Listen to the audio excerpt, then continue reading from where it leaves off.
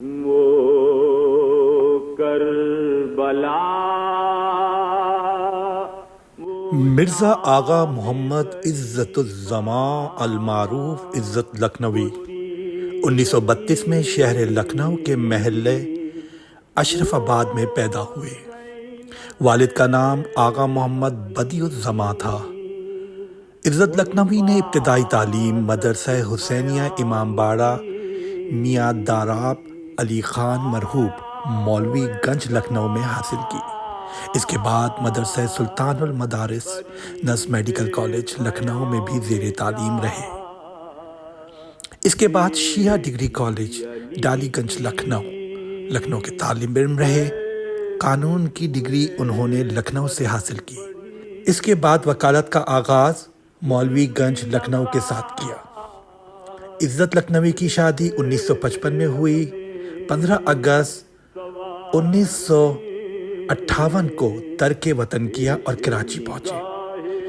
کراچی کے عدالتی ماحول سے بد دل ہو کر بینک افسری کا امتحان دیا اور حبیب بینک کراچی سے منسلک ہو گئے۔ 1959 میں لکھنؤ جا کر اپنے کنبے کو بھی ہمراہ لے آئے۔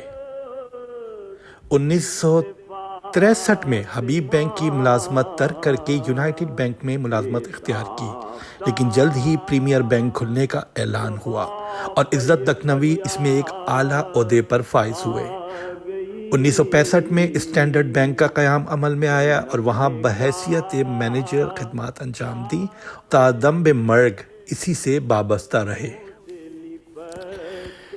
بچپن ہی میں جب والد کے ہمراہ مسجد اور مجالس میں گئے تو وہاں اذان دینے، مختصر حدیث پڑھنے اور سوز خوانی کرنے کا آغاز کر دیا۔ نانا سید میر نواب علی کے گھر میں سوز خوانی باقاعدگی سے کی۔ شاعری ورثے میں ملی تھی۔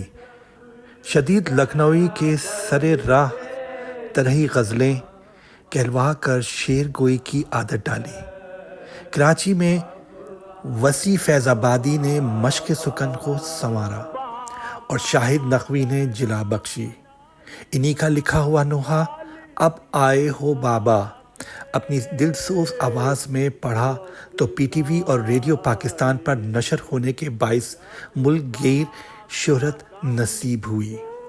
عزت لکھنوی نے غزل، قصیدہ، سلام، نوحہ، مرثیہ، نعت، مثنوی، رباعی اور قطع تمام اصناف سخن میں خوب جوہر دکھائے۔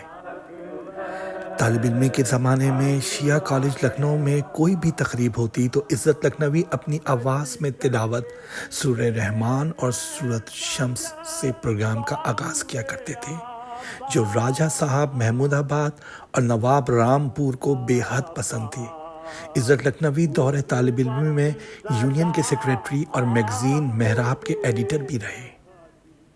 عزت لکھنوی جب 1958 میں کراچی آئے تو انجمن ظفر الایمان کے داغ بیل پڑ چکی تھی، لہٰذا انجمن میں شریک ہوئے اور اپنے دیگر ساتھیوں کے ساتھ جدوجہد سے اسے روز افزوں ترقی دی۔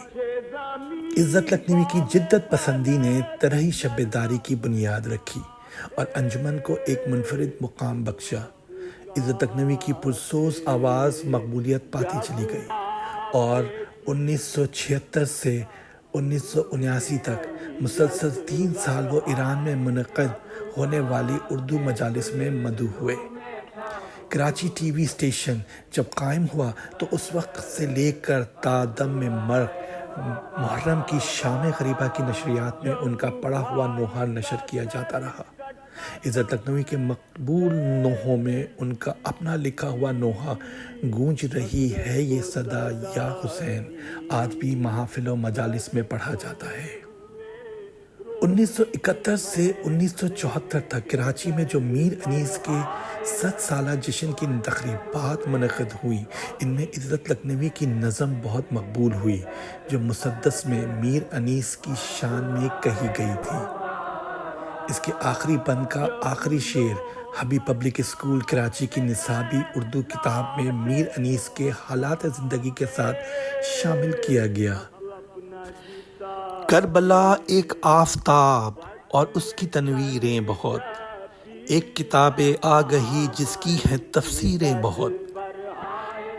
ہے 72 تن شریک مقصد ذبح عظیم، ایک خلیلی خواب تھا جس کی ہے تعبیریں بہت، ذوق اکبر نے عزا میں دے دیا کچھ اور رنگ، یوں تو محشر تک سنی جائیں گی تکبیریں بہت۔ شکریہ۔ لگتے تھے تماچے، ہاتھ